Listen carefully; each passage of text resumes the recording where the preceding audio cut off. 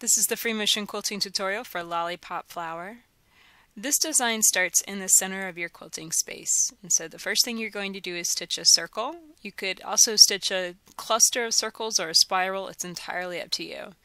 And then you're going to branch off from that center circle with some lollipop petals. So you just stitch a straight line, a circle, and you go inside of that circle and fill it with a closed spiral.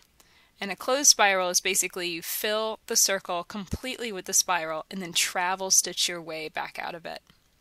It's a very, very simple design, and you can see that I'm just kind of generally moving around the quilting space and starting with a base of 4 petals. And I do this because it's very easy for my brain to space out 4 petals around the center circle, simply because I kind of keep the compass rose north, south, east, and west in mind, and I'm able to evenly space out the petals and then simply go inside of them and stitch a petal kind of in between. And that really keeps it very consistent, keeps the design very even, and I like the effect that this has on my flower design.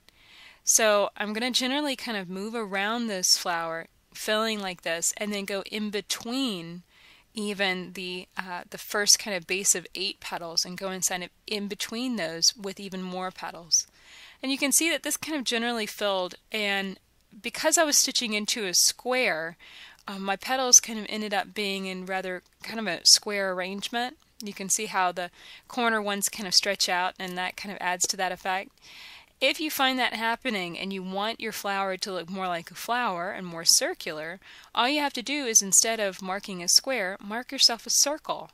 And that will be a lot easier for you to fill in a circular way, because you can just take the lollipops up and butt it against the edges of that circular shape. And here's what it looks like when you finish Lollipop flower. For over 250 videos on free motion quilting, including many more flower designs, check out daystyledesigns.com.